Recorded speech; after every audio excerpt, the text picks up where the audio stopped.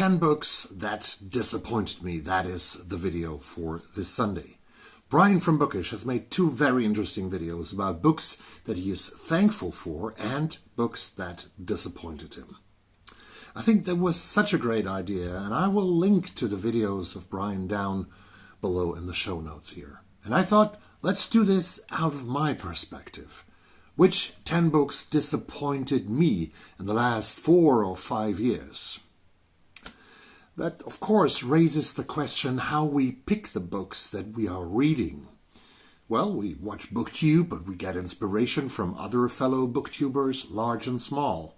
I check both The Guardian and the New York Times newspaper for new books, and when awards put out their long lists, I'm always curious if there's anything that I have not noticed yet that is not on any list.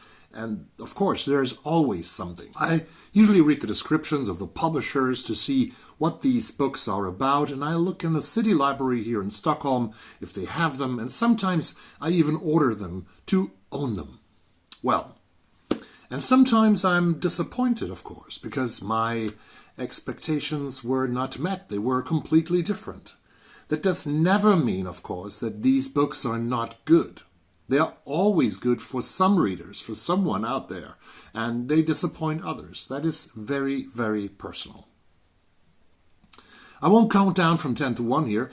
What I will do is list 10 books that really disappointed me. Some I actually did finish, others I DNF'd, which means did not finish, because life is short and there are thousands and tens of thousands of books out there that fit my taste better.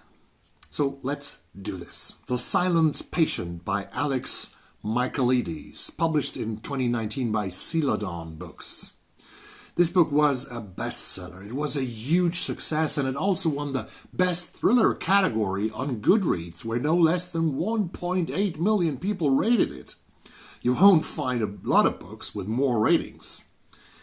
Alicia Berenson, that is the main character, she has killed her husband brutally by shooting him 5 times in the head. She's in psychiatric care and she doesn't speak a single word for weeks and months.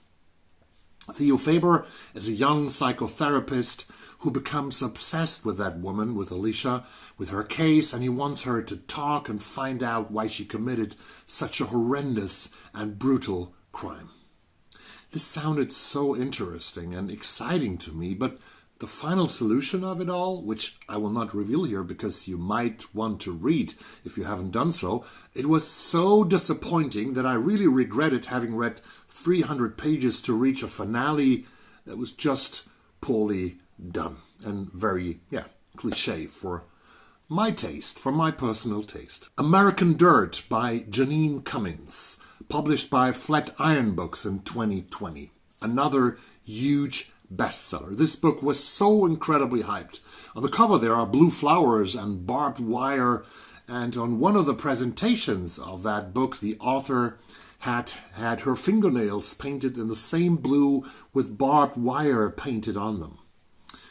The great and untouchable Oprah Winfrey praised the book as the first book that made Americans really emphasize with Latin American refugees. The story of a beautiful Mexican woman and her son, whose whole family gets killed on the first pages by cruel cartel sicarios, aka killers, and who survives this, knowing that the cartel will want to kill her and her son too, to create an example of that family.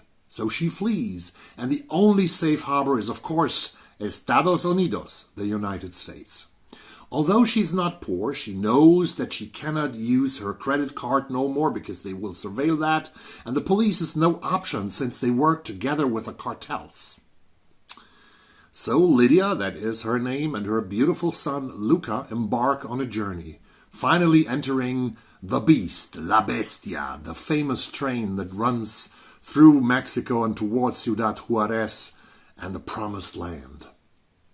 Sometimes the book was exciting, but almost all of the characters are so horribly created and so stereotypical with no soul that I honestly started to have doubts that the untouchable Oprah Winfrey always makes amazing recommendations, and that her opinion about Mexican refugees that she saw well done in this book must be pretty stereotypical as well, and maybe the perspective of a very, very rich woman. If you want to see how refugees on the Mexican trail live, I advise you strongly to watch the British vlogger Ben Rich, better known as Bald and Bankrupt's new video. ¿Todo bien? ¿Sí yo puedo ayudarte? Sí, ¿cómo? Hola, amigo. Sí, amigo, yo contigo. Sí, contigo, no preocupes. Oh man, there's a pregnant woman trying to get up there. This is insane. Kids, little kids of like 3 years old. Vamos. Cuidate. Lento. Vamos.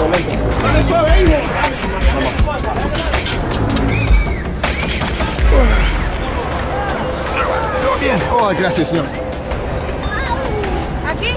Aquí, sí, porque no creo. Todo bien. Wow. More people getting on and going to the back of the train, people finding their own places on the train. Fuck, that was crazy. Not for me so much, but for the people. Like one of the women with us is pregnant. 7 months pregnant. She's got a ride on this train tonight. He joined Venezuelan caminantes, the walkers, and other refugees that traveled on that train, on La Bestia. I'll put a link down below to Benjamin's video. The End of October by Lawrence Wright, published by Knopf in April 2020. Pulitzer Prize winner Lawrence Wright is an excellent journalist and a great non-fiction writer. His book about the making of 9/11, called The Looming Tower, is highly recommended. When the pandemic hit in March of 2020, Wright was lucky that his novel, The End of October, came out just weeks after the announcement of a pandemic. It is a novel about a much worse pandemic than COVID-19. Super doctor Henry Parsons is sent to Indonesia, where 47 people have died of hemorrhagic fever. Parsons starts to investigate the case and has to make a decision if this could be a new virus, and it takes him only a short while to realize that this is something so serious the world has never seen the likes of before. And bad luck, some of those infected people in Indonesia, they have already traveled to Saudi Arabia to take part in the world-famous Hajj in Mecca, where millions of pilgrims from all over the world will gather and, of course, get the virus and spread it to every corner of the world. Henry starts working with an unlikely team of people to try to win the race and save hundreds of millions of lives. His wife Jill and their children are home in Atlanta, Georgia, and experience over there how the world is slowly getting into a morgue and how mass graves are being digged here and there and everywhere in every nation. What sounded timely when the pandemic had hit, when I was sort of isolating, it turned out to be a dystopia so pathetic and, honestly for me, so unrealistic that I made it to the end. Yes, but I decided that I would never touch this book again. As well as in American Dirt, I think that character description really was poor and it turned me off. But also stereotypical writing that enabled me to guess how all this would end after having seen and read dozens of similar plots on television, in cinema, or in books. Dear Edward by Anne Napolitano, published by Viking in 2020. A 12-year-old boy named Edward is the only survivor of a plane crash that kills his entire family and more than 180 other people. He is sent to his aunt and to his uncle and grow up there and cope with the huge tragedy he was a part of. People from all over the world write letters to him starting with Dear Edward. Luckily, there is a nice girl of the same age in the neighborhood. Well, make a guess. I do not remember much more of this book other than I thought it wasted an interesting plot idea to become something almost trivial, or maybe it was just too good a plot idea to make a great novel out of it. Fake Accounts by Lauren Euler, published in 2021 by Fourth Estate. The publisher wrote about this book: a woman in a post-election tailspin discovers that her boyfriend is an anonymous online conspiracy theorist in this provocative and subversive debut novel that examines social media, sex, feminism, and fiction, the connection they've all promised and the lies they help us tell. They always write so good descriptions, those people at publishing houses. I was so interested, since this would deal with a changed political climate in the United States under Donald Trump, and it also played at least partly in Berlin, Germany, the capital of my home country, the country where I'm from. And it was also hailed as one of the first really impressive novels about the impact of social media on all of us. For me, though, it was unengaging and boring, and I forced myself through the 265 pages without learning anything new, and with a conclusion that you cannot always trust a meaty description of a book when it's done by the publishing house. Beware and be careful.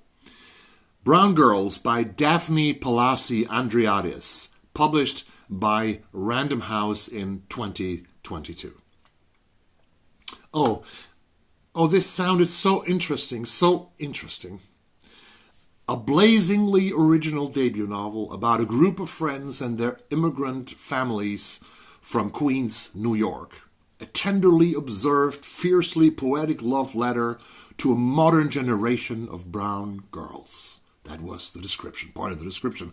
On 209 pages, Daphne Palasi Andreadis had some nice paragraphs about brown girls in New York, about what they like and what they love, what they dislike and despise, and what others expect of them, and what they dream about for the future. But this was way too long, and I never realized that this was a novel, since I found no plot worth mentioning, and no characters beside a collective we standing for all brown girls with Asian American background, African American, or Latino backgrounds. So I think this was a little bit general. An essay of 20 to 30 pages would have been a good alternative. As a novel, it really, really disappointed me. The Maid by Nida Prose, published by HarperCollins in 2022. We have another winner, because this book won the Goodreads Thriller Award in 2022, the Barry Award for Best First Novel. It won the Anthony Award for Best First Novel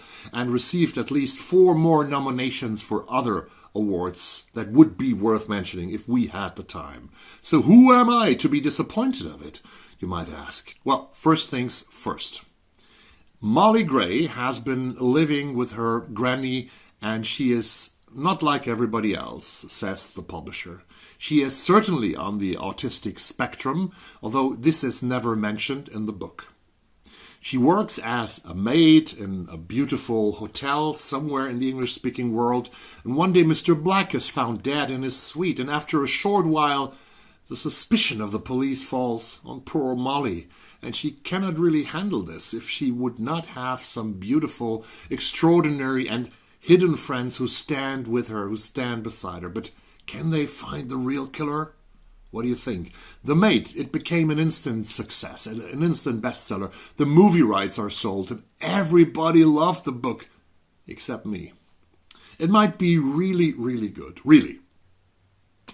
And it represents the very successful and best-selling subgenre of thrillers and crime fiction, cozy crime. Except I think that crimes are never cozy. And that is why this genre and this book are not for me. And it really disappointed me. I won't touch cozy crime again, I promise. No One Is Talking About This by Patricia Lockwood, published by Bloomsbury Circus in 2021. This book did definitely part the book community in half. Some disliked it, others loved it.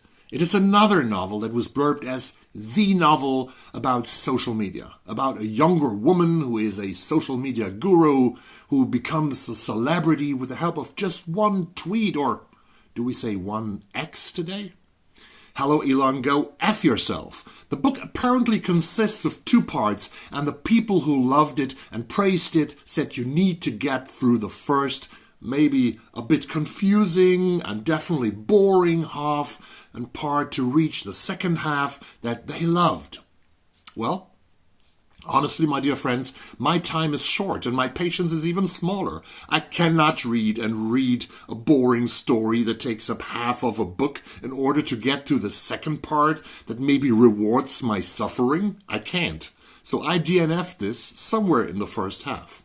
You might have loved it, and that is fine with me.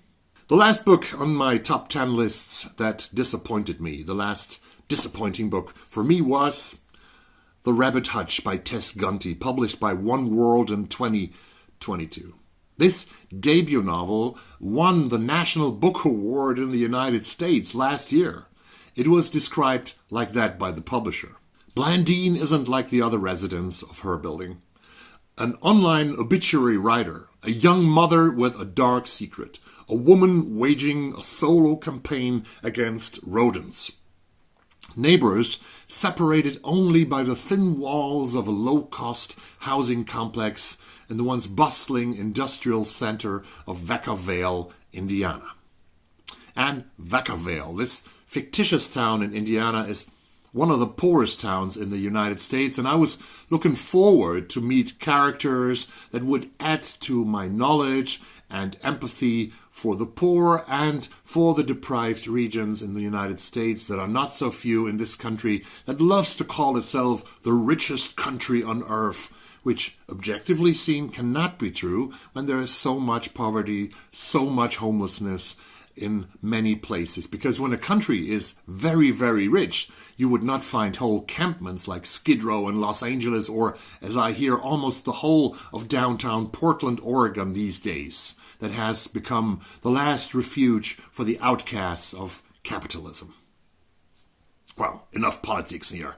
As you can guess, I had expectations. The plot sounded interesting, but for me, the execution of it was confusing, with too many strands, narrative strands that certainly were meant to get together and make sense towards the end, probably, but when form is more important than content, books can lose me. So I DNF'd after some 120, 130 pages and I was disappointed.